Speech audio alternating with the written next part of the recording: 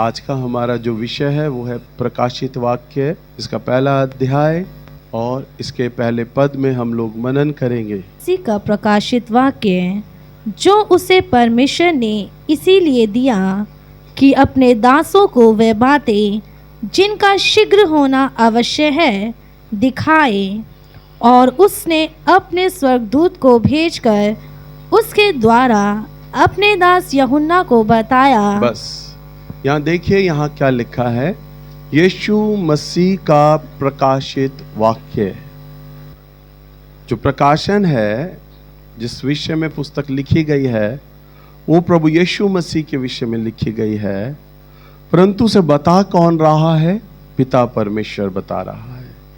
लिखा है जो उसे परमेश्वर ने इसलिए दिया, यानी पिता परमेश्वर ने दिया कि वह अपने दासों को वे बातें जिनका शीघ्र होना आवश्यक है दिखाए, और उसने अपने स्वर्गदूत के द्वारा यूहन्ना को बताया। क्या यूहन्ना को बताया? प्रकाशन।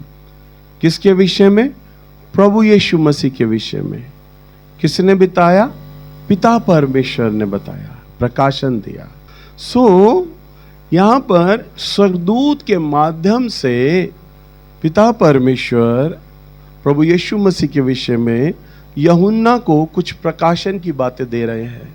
हम यहाँ पर देखते हैं, इसीलिए इस पुस्तक का नाम है प्रकाशित वाक्य। अगर हम पुराने नियम के अंदर देखें, पूर्व काल में जो प्रकाशन है, क्योंकि यहाँ पर एक शब्द लाया गया है प्रकाशन, प्रकाशन, तो सुप्रकाशन है। पूर्व काल में, पुराने समय में पवित्र आत्मा प्रेरितों या प्रभु के चेलों के ऊपर बाहरी रूप से काम किया करता था। अगर पुराने नियम में अगर आप पढ़ोगे तो लिखा है, नबियों के ऊपर पवित्र आत्मा बड़े बल से उतरा और वो नबूवत करने लगे, भविष्यवाणी करने लगे। फलाने के ऊपर पवित्र आत्मा बड़े बल से उतरा तो उसने वह चिन्ह चमत्कार किया। उस समय पुराने नियम में प्रभु यीशु मसीह जब तक क्रूस नहीं उठाए थे, उससे पहले पवित्र आत्मा स्वर्ग से आते थे समय समय पर, अमुक अमुक व्यक्ति के ऊपर, अमुक अमुक स्थान पर। तब पल भर के लिए वो चिन्ह चमत्कार किया करते थे, या भविष्यवाणी के जो शब्द होते थे वे बोलते थे, और फिर पवित्र आत्मा स्वर्ग में चले जाते थे। इसलिए हम पुराने नियम में कहीं भी प्रकाशन शब्द को नहीं पढ़ते हैं। तब पवित्र आत्मा अपने दास नबियों को, दासों को तब इंस्पायर करता था, उन्हें प्रेरणा देता था। जब पवित्र आत्मा किसी के जीवन में बाहरी रूप से, यानी आउटवर्ड अनॉइंटिंग, पहले पुराने नियम में प्रभु यीशु मसीह के आने से पहले बाहरी अभिषेक काम किया करता था, यानी बाहर बाहर से पवित्र आत्मा काम करता था। तब उस समय प्रेरणा मिलती थी, प्रकाशन नहीं था तब। इसलिए पुराने नियम में कहीं भी रेवलेशन, प्रकाशन शब्द उपयोग में नहीं लाया गया है। परंतु हम नए नियम में देखते हैं प्रकाशित वाक्य की किताब, यानी अब प्रभु यीशु मसीह जिस समय हमारे पापों के लिए मारे गए, तब प्रभु यीशु मसीह ने मनुष्य से परमेश्वर का मेल मिलाप करा दिया। पुराने नियम में ऐसा नहीं था। पुराने नियम में तो परमेश्वर को कोई देख भी नहीं सकता था। प्रभु की उपस्थिति इतनी भयावह थी कि कोई भी व्यक्ति उसकी उपस्थिति में आता तो प्राणों को त्याग देता था। परंतु वही परमेश्वर जब देहधारी होकर नए नियम में हम देखते हैं, प्रभु यीशु मसीह के रूप में आए, और प्रभु यीशु मसीह ने हम पापियों के लिए अपने लहू को बहाया, तो प्रभु ने अपने चेलों के संग प्रतिज्ञा की, देखो मेरा जाना आवश्यक है, क्योंकि जब मैं जाता हूं तो मैं तुम्हारे लिए सहायक भेजूं, अर्थात पवित्र आत्मा भेजूं, जो सदा सर्वदा तुम्हारे संग रहेगा। हालेलुया। उसके बाद से जब प्रभु यीशु मसीह स्वर्गारोहण हुआ, और उसके बाद से पवित्र आत्मा पेंतीकुस्त के दिन हम देखते हैं, प्रेरितों के काम की किताब 2 अध्याय में, निकालिएगा मत, मैं वैसे ही बता रहा हूं। तब 2 अध्याय में जब पवित्र आत्मा पहली बार इस जगत में 120 लोगों के ऊपर आकर ठहरा, उसके बाद से पवित्र आत्मा इस जगत पर आ गया है और अपने विश्वासियों पर वह बना रहता है। अब पवित्र आत्मा छोड़कर नहीं जाते हैं, अब वो हमारे में बने रहते हैं। हालेलुया। प्रभु यीशु मसीह ने कहा सदा सर्वदा तुम्हारे संग रहेगा। हम कहते हैं ना पवित्र आत्मा आ जाइए, पवित्र आत्मा आ जाइए, गीत भी गाते हैं, गाने भी गाते हैं, पवित्र आत्मा आ जाओ आ जाओ। वो कहाँ से आएगा? वो तो आ चुका है, वो हमारे भीतर है। एक बार कोई व्यक्ति प्रभु के लहू से धुल जाता है तो वह पवित्र आत्मा पाया हुआ जन हो जाता है। पवित्र आत्मा उसके भीतर रहते हैं। अब पवित्र आत्मा हमारे अंदर रहकर बाहरी रूप से काम करते हैं। अब हमारे भीतर इनवर्ड अनॉइंटिंग है, बाहरी रूप से काम नहीं होता, भीतरी से काम होता है। अब भीतरी जब पवित्र आत्मा हमारे में बस गए हैं तो वो प्रकाशन देते हैं। क्या देते हैं? अब 2 काम करते हैं, इंस्पायर भी करते हैं पवित्र आत्मा। पुराने नियम में तो सिर्फ इंस्पायर होता था, प्रेरणा देता था, प्रकाशन नहीं था, परंतु अब प्रकाशन देता है और पवित्र आत्मा अब आपके और मेरे भीतर पाया जाता है। हालेलुया। सो वचन में लिखा है और स्वर्गदूत के द्वारा भेजकर अपने दास यूहन्ना को क्या दिया? प्रकाशन दिया। सो हमारे प्रभु यीशु मसीह का जो मिशन रहा है, जो उसका उद्देश्य है, प्रभु यीशु मसीह का पैदा होना, क्रूस उठाना, गाड़े जाना, उसका उद्देश्य है कि हर एक आत्मा उद्धार पाए, हर एक आत्मा स्वर्ग का वारिस बनने पाए। पवित्र आत्मा परमेश्वर, त्रिएक परमेश्वर का उद्देश्य है, पिता का, पुत्र का और पवित्र आत्मा का।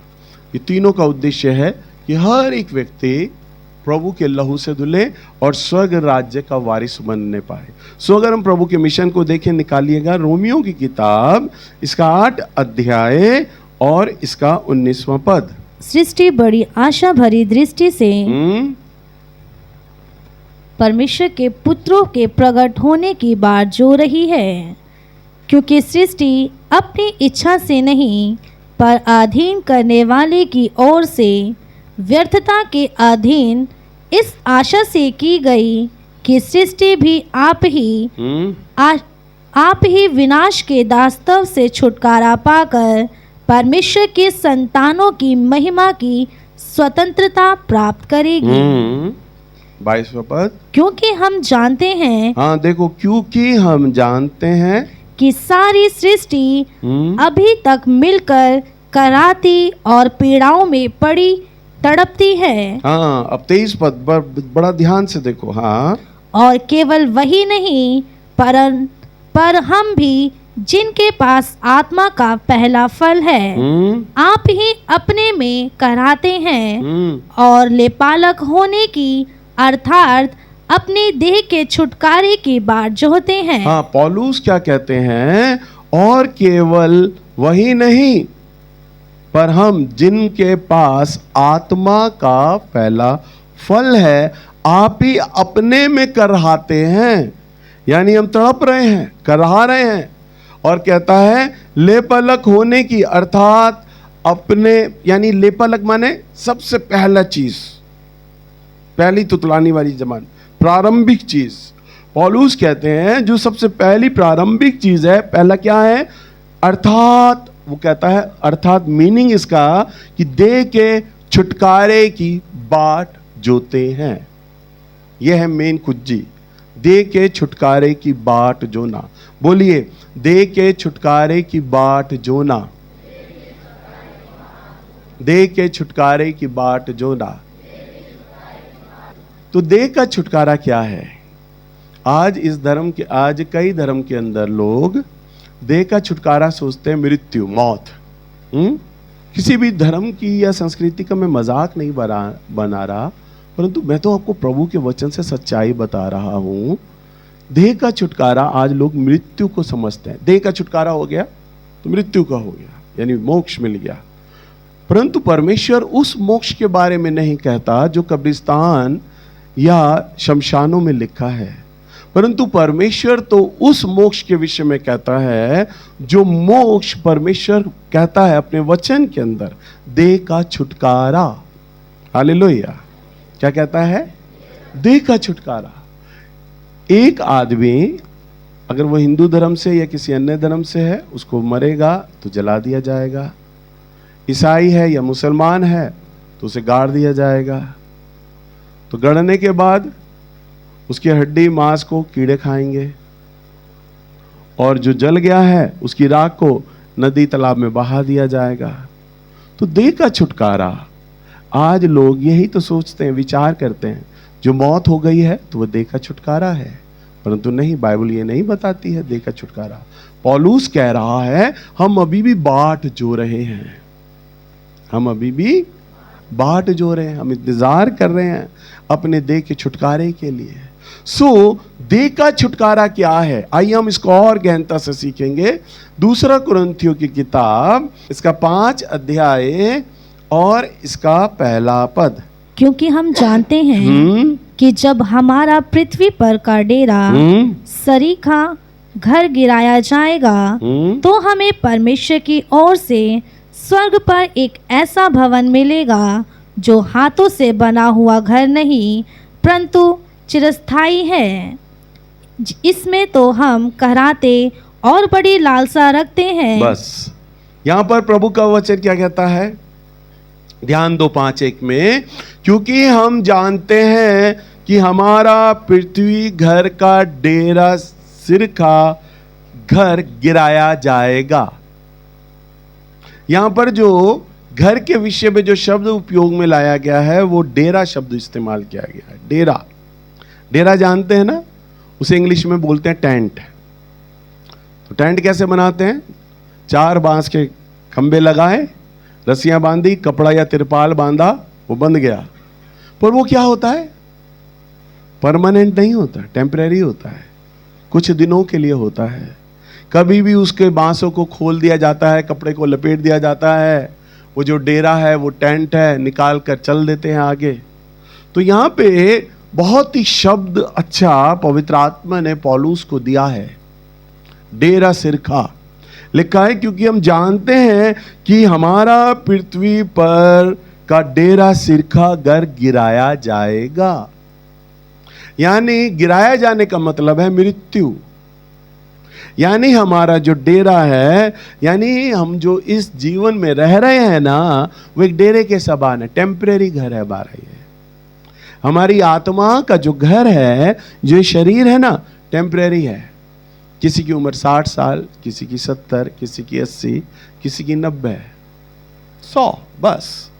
ये जो डेरा सिरका घर है गिराया जाएगा, टेम्परेरी है, गिरा दिया जाएगा ये घर। परंतु प्रभु आगे क्या कहता है? देखो कितनी अच्छी बात है। तो हम परमेश्वर की ओर से स्वर्ग में एक ऐसा भवन मिलेगा। यहां पर अब हमारे उस घर को पवित्र आत्मा भवन शब्द में तब्दील कर देते हैं। पहला है डेरा, फिर भवन। स्वर्ग में हमारी आत्मा को भवन बना देगा परमेश्वर, हमारी बॉडी को भवन मिलेगा। भवन एक ऐसी बिल्डिंग जिसमें कमरे, दरवाजे, खिड़कियों की गिनती नहीं होती, महल होता है। और वो जो भवन होता है उसको सोच समझकर बड़े खूबसूरती के साथ बनाया जाता है, लंबा चौड़ा विशाल बनाया जाता है। डेरे को तो कहीं भी लगा दो, थोड़ी सी जगह मिले, 4 बांस की खपच्चिया गाड़ी, तंबू गाड़ा, चालू हो गए, रहना शुरू कर दिया। परंतु भवन ऐसा नहीं होता। भवन के लिए तो योजना बनती है, दरवाजे खिड़कियां होते हैं, विशाल होता है। सोचो हमारा परमेश्वर कितना सिस्टमेटिकली है, कितना अनुशासित है, कितना प्यारा परमेश्वर है कि जिस जमीन को, जिस घर को हम अपनी इस बॉडी को बहुत मूल्यवान समझते हैं, प्रभु उसे तो एक मामूली डेरा कह रहा है। बेटा ये डेरा है और ये गिरा दिया जाएगा। ये क्या होगा? जितने भी लोग यहां पर हैं सब मौत के स्वाद को चखेंगे। एक ना एक दिन मैं भी मौत के स्वाद को चखूंगा। परंतु हमें परमेश्वर की सच्चाई को जानना है कि हमारी आत्मा जिस शरीर में रह रही है ना, यह हमेशा स्थायी ना बना रहेगा, वरन ये तो डेरा सिरका है। परंतु परमेश्वर का वचन पौलुस जो कहता है कि हम भवन में तब्दील होंगे। कहाँ होंगे हम लोग? भवन में तब्दील होंगे। अभी हम लोग क्या सीख रहे थे कि हमारी देह का छुटकारा, देह का छुटकारा यही तो है। हमारा डेरा सिरका गिराया जाएगा और हमारी आत्मा को एक भवन प्राप्त होगा। हमारी आत्मा को एक भवन प्राप्त होगा। अब वो भवन है क्या? अगर हम उस भवन की महत्वता को समझें तो हम निकालेंगे पहला पत्रस की किताब 1 अध्याय और इसका हम 3 पद में अगर हम देखें यहां पर, तो ये जो भवन है ना, ये भवन है क्या? किस प्रकार का होगा ये भवन? हमारे प्रभु यीशु मसीह के परमेश्वर और पिता का धन्यवाद हो, जिसने यीशु मसीह के मरे हुओं में से जी उठने के द्वारा अपनी बड़ी दया से हमें जीवित आशा के लिए नया जन्म दिया। हमें जीवित आशा के लिए, जीवित आशा, बोलिए जीवित आशा। भाई मुझे तो मालूम है मेरा डेरा सिरका गिराया जाएगा और मेरी जो आत्मा है वो भवन में तब्दील हो जाएगी। भवन का मतलब कभी गिराया नहीं जाएगा, वो मकान, वो भवन नहीं गिरेगा। अनंत काल, ना खत्म होने वाला समय। हालेलुया। आप लोग इस जन्म के अंदर 50 साल, 60 साल, 80 साल के लिए बड़ी बड़ी योजनाएं बनाते हैं, परंतु आप नहीं जानते ये तो डेरा सिरका में आप रह रहे हो, गिराया जाएगा। परंतु आने वाला जो समय है, आने वाला प्रभु ने जो आपके लिए रखा है वो अनंत काल का है। तो यहां पर लिखा है 4 पद में, अर्थात एक अविनाशी। हाँ, आपका भवन कैसा होगा? अर्थात वो अविनाशी होगा, ना खत्म होने वाला। हाँ, और निर्मल। हाँ, बहुत सुंदर। और अजर मिरास। हाँ, अजर मिरास यानी कभी ना मिटने वाला, अनंत कालिक। वो कहता है उसकी कोई मृत्यु नहीं होगी, कोई एज नहीं है, और ऐसा तुम्हारा भवन होगा, ऐसा तुम्हारा भवन होगा। परंतु ये आपका जो डेरा सिरका है ना, ध्यान से सुनिएगा, कब गिराया जाएगा? पिन पॉइंट है यहां पर, कब गिराया जाएगा? हमें ये तो जानकारी हो हमारा जो डेरा सिरका है वो कब गिराया जाएगा। सो अगर हम देखें पहला थिस्सलुनीयों की किताब 4 अध्याय और 16 पद, जिस पौलुस को जो कहता है ना देह का छुटकारा, हम अब सीखेंगे हमारा देह का छुटकारा कैसे होगा, जिसमें पौलुस कहता है कि पृथ्वी बड़ी करहा रही है और हम भी करहा रहे हैं इस देह के छुटकारे के लिए। सो देह का जो छुटकारा है, आपको जो भवन मिलेगा, आपका डेरा सिरका गिराया जाएगा, आपको भवन मिलेगा। पहला थिस्सलुनीयों 4 अध्याय और इसका 16 पद। क्योंकि प्रभु आप ही स्वर्ग से उतरेगा, उस समय ललकार और प्रधान दूत का शब्द सुनाई देगा और परमेश्वर की तुरही फूकी जाएगी और जो मसीह में मरे हैं वे पहले जी उठेंगे। तब हम जो जीवित और बचे रहेंगे उनके साथ बादलों पर उठा लिए जाएंगे। हाँ, देखो यहाँ 5 बातें होंगी। पहला, प्रभु आप स्वर्ग से उतरेगा। क्या कहता है पौलुस? क्या कहता है? प्रभु आप स्वर्ग से उतरेगा। तभी तो प्रभु कहता है हर एक आंख मुझे देखेगी, हर एक जीभ अंगीकार करेगी। जिस प्रकार हम सूरज को देखते हैं ना बादलों पर, हर धर्म हर जाति के लोग देखते हैं, हर कुल के लोग देखते हैं, हर देश के लोग देखते हैं, तो प्रभु यीशु मसीह बिल्कुल हूबहू ऐसे आएंगे, ऐसे होंगे। हर एक व्यक्ति उसे देख रहा होगा आते वक्त, चाहे वो विश्वास करता हो या ना करता हो। तभी तो वचन में लिखा है हर एक कुल की जाति के लोग छाती पीटेंगे जब मैं आऊंगा। छाती कौन पीटेगा? जिसने प्रभु के वचन को सुना पर विश्वास नहीं किया, या वो जिन्होंने विरोध किया, आज प्रभु यीशु मसीह के नाम का विरोध होता है ना, बहुत लोग करते हैं, तो वो जो विरोध करते हैं वो लोग रोएंगे, अरे हम तो इसके नाम का विरोध करते थे, ये तो वास्तव में सच्चा परमेश्वर निकला, ये तो वास्तव में हमें दिखाई दे रहा आ रहा है ये। अब उनके लिए कोई आशा नहीं रहेगी, अब तो न्याय का दिन आ गया है। और यहां पर हम देखते हैं तब वो स्वर्ग से उतरेगा और उस समय ललकार क्या होगी, ललकार, और प्रधान स्वर्गदूत का शब्द सुनाई देगा। आपने पिक्चरों में देखा है ना, जब सेना जाती थी तो किस प्रकार सेनापति जोर से नारा लगाता था, चिल्लाता था, और पूरी सेना ललकार मारती थी। चिल्लाते हैं ना वो, अपने देश का, अपने राज्य का नारा लगाकर चिल्लाते हैं, ललकार मारते हैं। ऐसे ही प्रभु के जितने भी स्वर्गदूत होंगे ना, वो सब ललकार का शब्द सुनाई दे रहे होंगे। सोचो, आसमान गूंज रहा होगा स्वर्गदूतों के ललकार से, और लिखा है और परमेश्वर की तुरही फूकी जाएगी। तुरही, वो तुरही ऐसी जो ऑल ओवर वर्ल्ड में, पूरे जगत में सब लोग उस तुरही के शब्द को सुन रहे होंगे। और तुरही का शब्द ऐसा होगा, सभी लोग है ना घर से बाहर निकल आएंगे। यह आवाज क्यों आ रही है? कई बार जब 26 जनवरी की परेड निकलती है, प्रैक्टिस होती है, तो जो फाइटर प्लेन होते हैं ना, वो बहुत नीचे से हमारे घरों की छतों पे से जा रहे होते हैं, जोर से आवाज करते हैं, तो सब लोग है ना बाहर निकल आते हैं, कैसी आवाज है, उसे देखने के लिए निकल आते हैं। बिल्कुल तुरही का शब्द इसीलिए ही तो होगा, हर एक व्यक्ति बाहर निकल आए, मैदानों में, सड़कों पे आ जाएगा, और वो आसमान को खुला हुआ देखेगा, और प्रभु यीशु मसीह श्वेत घोड़े पर उतर रहे होंगे अपनी सेना के साथ। हालेलुया।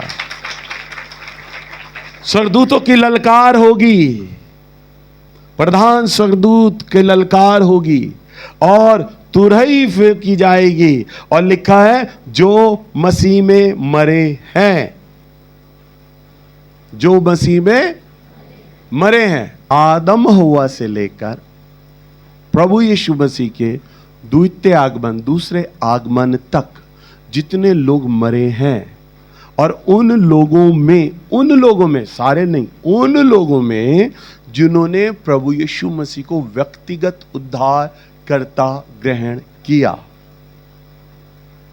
प्रभु यीशु मसीह जब 3 दिन बाद मुर्दों में से जी उठे, तो मरियम मगदलीनी और मार्था प्रभु को छूने लगती हैं। तो प्रभु यीशु मसीह कहते हैं, मुझे मत छुओ, क्योंकि अभी मैं पिता के पास नहीं गया।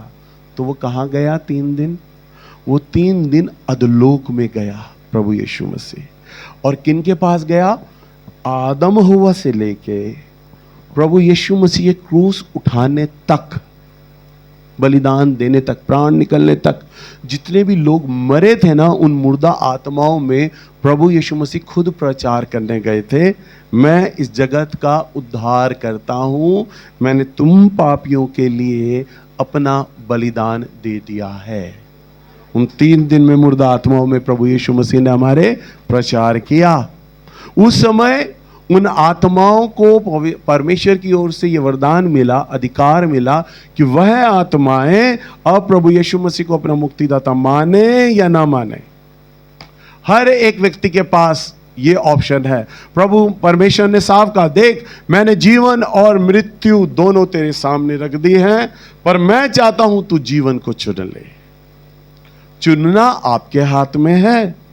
आप जीवन चुनते हैं या मृत्यु, चुनाव तो आपके हाथ में है। आप अपने आप को चुनते हैं, समाज को चुनते हैं, बिरादरी को चुनते हैं, या प्रभु यीशु मसीह को चुनते हैं? आप किसे चुनते हैं?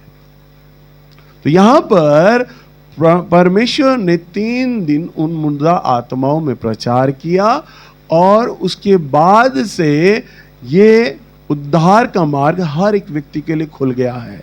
हर एक व्यक्ति आज इस पृथ्वी पर, जितने भी प्रचारक लोग हैं, क्यों घूम घूम कर हर गांव, हर शहर, और यहां तक जहां पर हमारी सरकार नहीं पहुंची या दूसरे देशों की सरकारें नहीं पहुंची ना, भील आदिवासियों में, उन तक मिशनरी पहुंच गए, प्रचारक लोग पहुंच गए। क्यों? क्योंकि बाइबल का परमेश्वर यानी प्रभु यीशु मसीह की जी उठने की कथा, उद्धार की कथा हर एक व्यक्ति को बताना जरूरी है। चाहे वो रेडियो के माध्यम से पता चले, चर्चेस के माध्यम से पता चले, बाइबल के माध्यम से पता चले, चाहे वो आराधना के माध्यम से पता चले, हर एक व्यक्ति के कान में ये बात पहुंचेगी कि प्रभु यीशु मसीह उद्धार करता है। चाहे वो विरोध करने वाले लोग हो ना, उन्हें भी ये बात पता होगी कि यीशु मसीह उद्धार करता है। इसलिए जब वो जगत पे आएगा ना, कोई भी व्यक्ति ये नहीं बोलेगा कि मैंने तेरा नाम नहीं सुना। कोई भी व्यक्ति ये नहीं बोल सकता प्रभु मैंने तेरा नाम नहीं सुना। वचन में लिखा है हर एक कुल जाति में उसके आने तक सुसमाचार प्रचार हो जाएगा। सबके पास परमेश्वर का संदेश पहुंच चुका होगा। और तब लिखा है कि जो मुर्दे, कौन से मुर्दे? आदम हव्वा से लेके प्रभु के जी उठने तक, और अब प्रभु के जी उठने के बाद अब जो चल रहे हैं सारे लोग, मैं भी हूंगा, आप भी होंगे।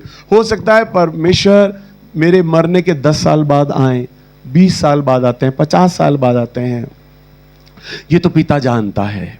आप लोग भी, हम सब कब्र में होंगे। परंतु वचन में क्या लिखा है? जो मसीह में मरे हैं। कौन लोग?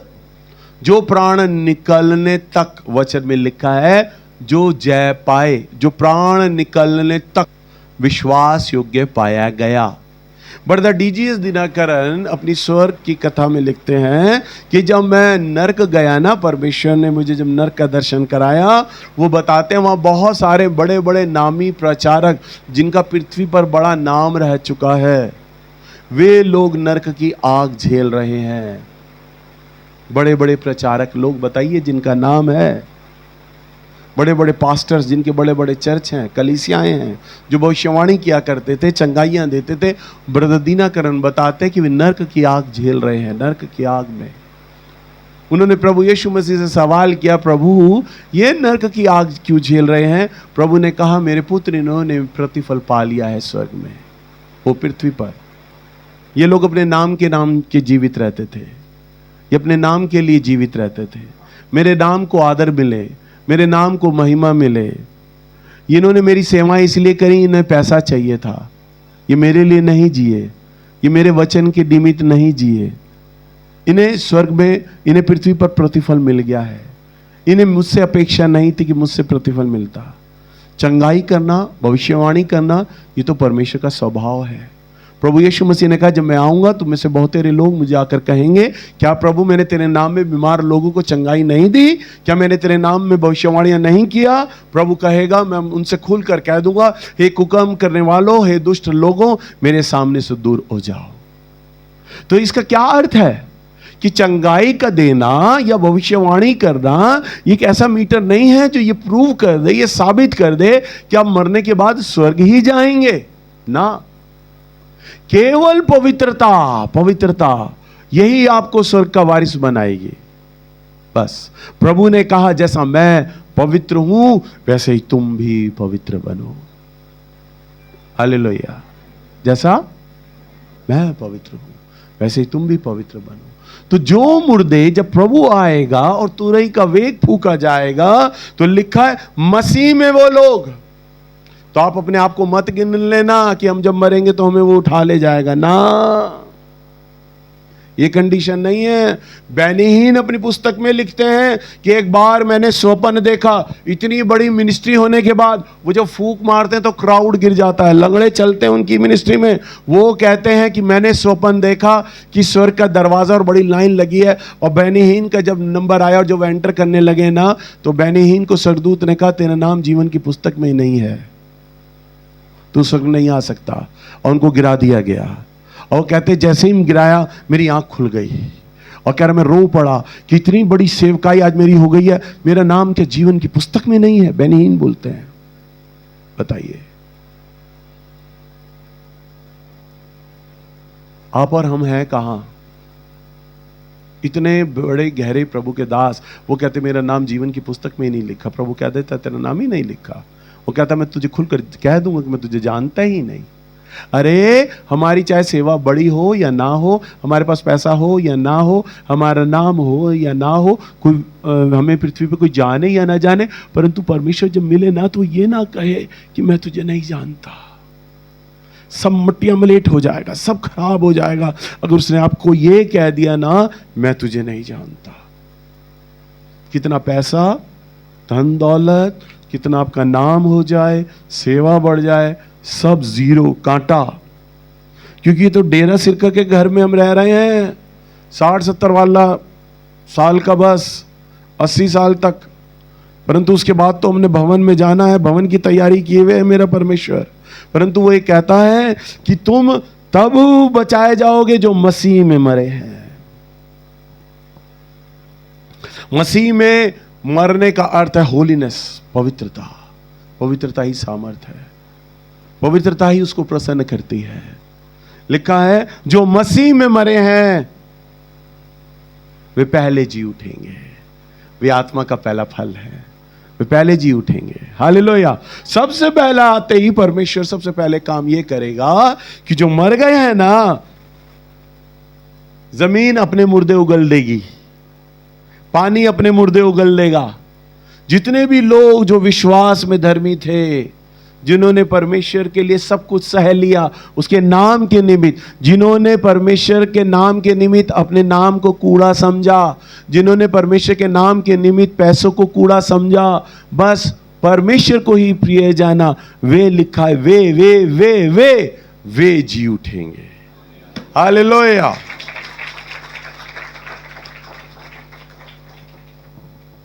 मैं तो मरने के बाद कुछ दिनों बाद कंकाल हो जाऊंगा, और जितने भी लोग मरते हैं वो सब कंकाल हो जाएंगे। आपका उदाहरण इसलिए नहीं दे रहा, पता नहीं आप नीचे जाके कहो आज भैया ने कहा था तुम मुर्दे हो जाओगे, इसलिए मैं ही अपना उदाहरण दे देता हूं। क्योंकि मैं तो मरने के बाद कंकाल हो जाऊंगा, मेरी हड्डियां निकलेंगी, परंतु जब मैं जीऊंगा ना प्रभु में, तो मुझे एक नई बॉडी मिलेगी, नया शरीर, अमरता की देह। हालेलुया। ये वाला मांस, ये मीट, ये हड्डी, ये खून नहीं होगा, अमरता की देह मुझे प्राप्त हो जाएगी।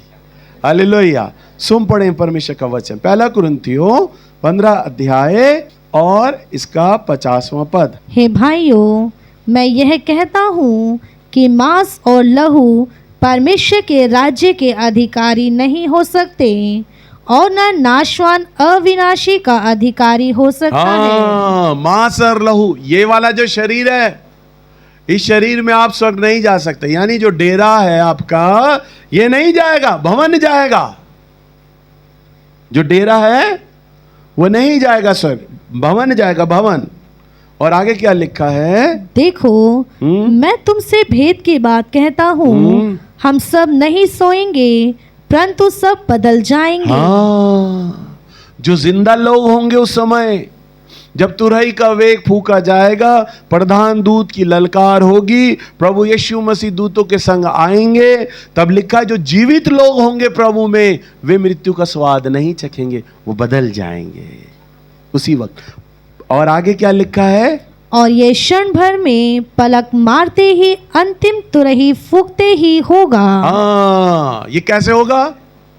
ये पलक मारी खट, 1 सेकंड के 100वें अंश से पहले पलक मारते ही है। बताओ प्रभु का काम कितना स्पीड वाला होगा। मुर्दे जिंदा हो जाएंगे। फॉर एग्जाम्पल, अगर मैं प्राण निकलने तक अगर मैं प्रभु में विश्वास योग्य पाया गया और मैं मृत्यु के निवाले में चला गया, मर गया, गाड़ा गया, मेरे परिवार के लोग गाड़ देंगे। अब 20 साल हो गए, मैं तो मुर्दा हूं, सो गया, मुझे मालूम ही नहीं वक्त का, 20 साल बीत गए। वो तो मेरे परिवार के लोगों को पता है, पापा को मरे 20 साल हो गए, मुर्दे को क्या पता 20 साल हो गए।